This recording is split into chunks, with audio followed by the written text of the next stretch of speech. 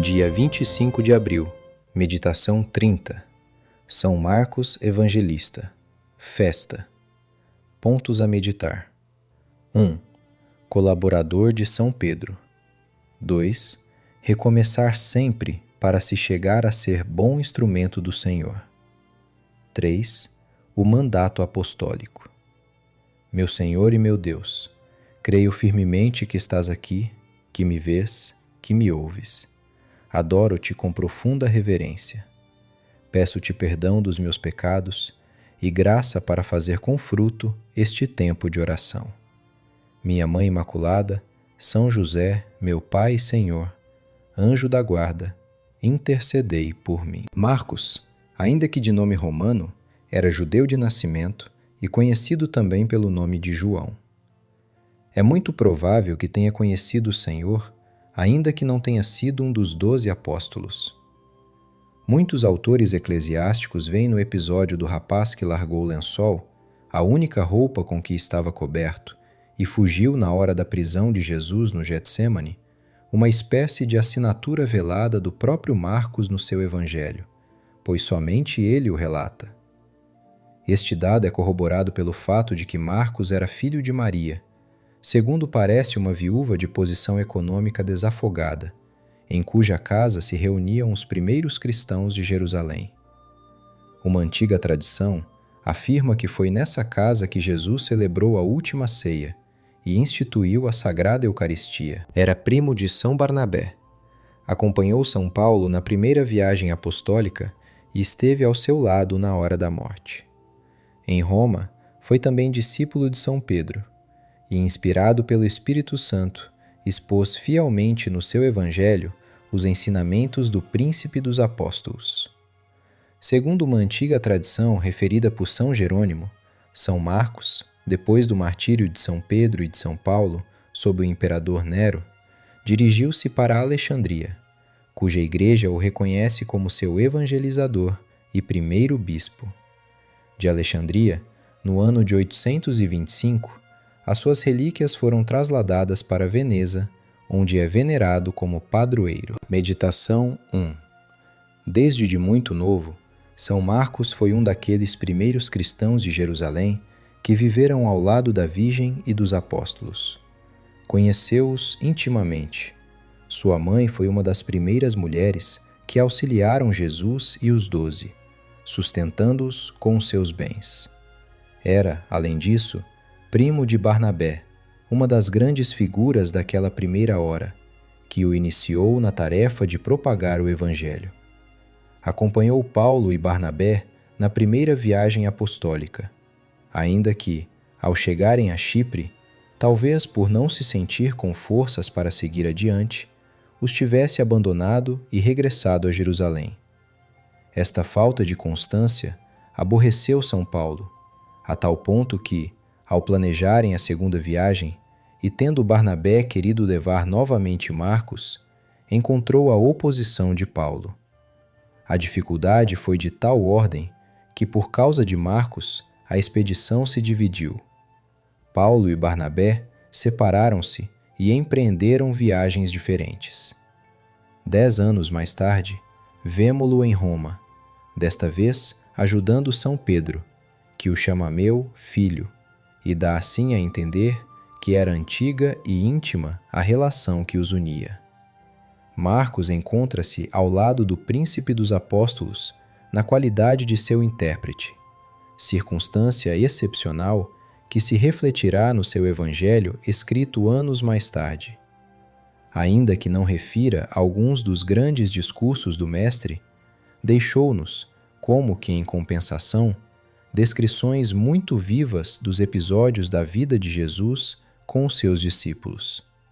Pelos seus relatos, podemos aproximar-nos das pequenas cidades ribeirinhas do lago de Genezaré, sentir o bulício das multidões que seguem Jesus, quase conversar com alguns dos circunstantes, contemplar os gestos admiráveis do Senhor, a espontaneidade do seu relacionamento com os 12.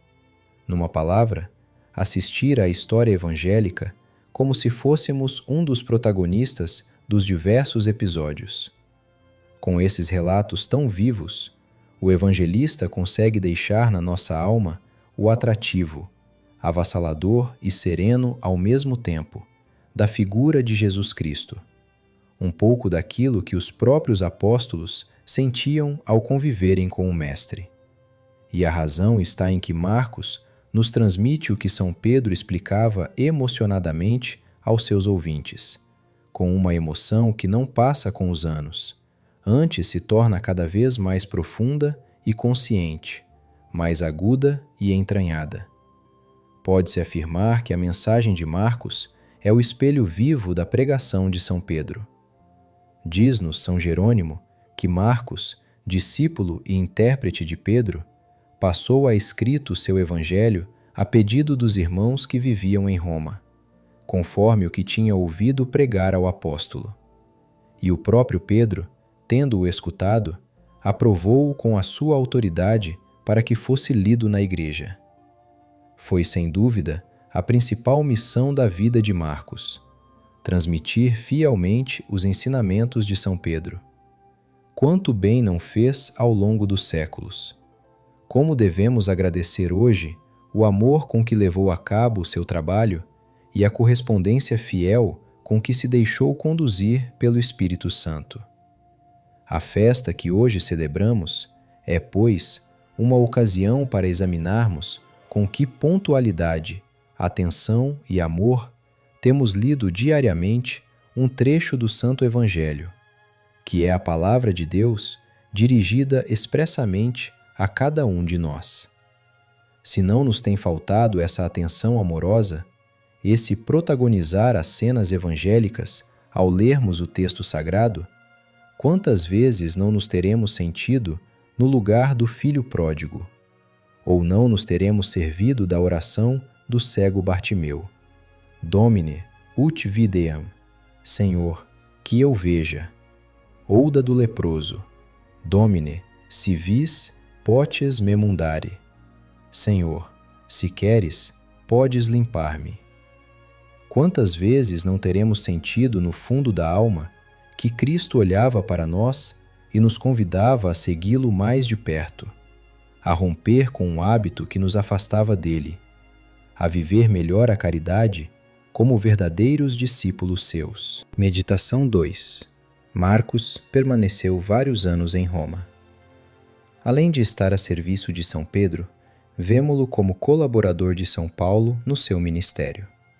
Aquele que o apóstolo, magoado por ter sido abandonado em Chipre por ocasião da primeira viagem apostólica, impedira de acompanhá-lo na segunda, serve-lhe agora de profundo consolo, sendo-lhe muito fiel. O incidente de Chipre, que teve tanta ressonância naqueles primeiros momentos, está já completamente esquecido. Mais ainda, Paulo e Marcos são amigos e colaboradores naquilo que é verdadeiramente importante: a difusão do reino de Cristo. Por volta do ano 66, o apóstolo pede a Timóteo que venha ter com ele trazendo Marcos, pois este lhe será muito útil para o Evangelho. Que exemplo para que nunca formemos juízos definitivos sobre as pessoas. Que ensinamento para sabermos, se for preciso, reconstruir uma amizade que parecia rompida para sempre. A Igreja propõe-nos hoje a figura de Marcos como modelo, e pode ser um grande consolo e um bom motivo de esperança para muitos de nós contemplarmos a vida deste santo evangelista, pois, apesar das nossas fraquezas, podemos, como ele, confiar na graça divina e na solicitude de que a nossa Mãe a Igreja nos rodeia. As derrotas, as covardias, pequenas ou grandes, devem servir-nos para sermos mais humildes, para nos unirmos mais a Cristo e obtermos dele a fortaleza que não temos. As nossas imperfeições não nos devem afastar nunca de Deus e da nossa missão apostólica, mesmo que num ou noutro momento vejamos que não correspondemos totalmente às graças do Senhor, ou que fraquejamos, talvez quando os outros esperavam de nós maior firmeza. Nessa e em outras circunstâncias, se vierem a acontecer, não deveremos nunca surpreender-nos, pois não tem nada de estranho que a enfermidade seja enferma, a debilidade débil e a miséria mesquinha. No entanto, aconselha São Francisco de Sales: detesta com todas as tuas forças a ofensa que fizeste a Deus, e com valor e confiança na sua misericórdia, prossegue no caminho da virtude que tinhas abandonado. As derrotas e as covardias têm a sua importância, e por isso recorremos ao Senhor e lhe pedimos perdão e ajuda.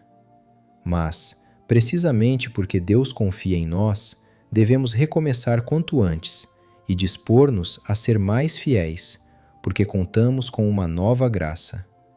E junto do Senhor, aprenderemos a tirar fruto das nossas fraquezas, precisamente quando o inimigo, que nunca descansa, pretendia desalentar-nos e, com o desânimo, fazer-nos abandonar a luta. Jesus nos quer muito seus, seja qual for a história anterior das nossas debilidades. Meditação 3. Ide pelo mundo inteiro e pregai o Evangelho a toda a criatura. Lemos hoje na antífona de entrada. É o mandato apostólico transmitido por São Marcos, e nas últimas linhas do seu relato, o evangelista, movido pelo Espírito Santo, dá testemunho de que esse mandato de Cristo já se estava cumprindo no momento em que escrevia o seu Evangelho. Os apóstolos, partindo dali, pregaram por toda a parte, e o Senhor cooperava com eles e confirmava-lhes a pregação com os milagres que a acompanhavam. São as palavras finais do Evangelho de Marcos. São Marcos foi fiel ao mandato apostólico que tantas vezes teria ouvido de Pedro: ide pelo mundo inteiro.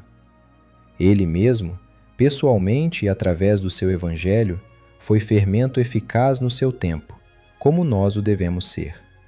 Se após a sua primeira derrota não tivesse reagido com humildade e firmeza, talvez não tivéssemos hoje o tesouro das palavras e ações de Jesus que nos transmitiu e que tantas vezes meditamos, com o acento particular que nele descobrimos.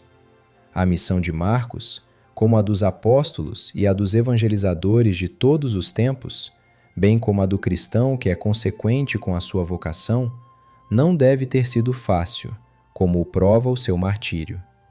Deve ter estado repleta de alegrias, mas também de incompreensões, fadigas e perigos, em seguimento das pegadas do Senhor. Graças a Deus, e também a essa geração que viveu junto dos apóstolos, chegaram até nós a força e a alegria superabundantes de Cristo. Mas cada geração de cristãos, cada homem, deve receber essa pregação do Evangelho e transmiti-lo por sua vez. A graça do Senhor não nos faltará nunca. Non est abreviata manus Domini. O poder de Deus não diminuiu. O cristão sabe que Deus faz milagres, que o fez há séculos, que continuou a fazê-los depois e que continua a fazê-los agora. Nós, cada cristão, com a ajuda do Senhor, faremos esses milagres nas almas dos nossos parentes, amigos e conhecidos, se permanecermos unidos a Cristo pela humildade fiel, pelos recomeços generosos, pelo espírito de serviço sob a ação do Espírito Santo. Dou-te graças, meu Deus, pelos bons propósitos, afetos e inspirações que me comunicaste nesta meditação. Peço-te ajuda para os pôr em prática. Em nome do Pai, do Filho e do Espírito Santo. Amém.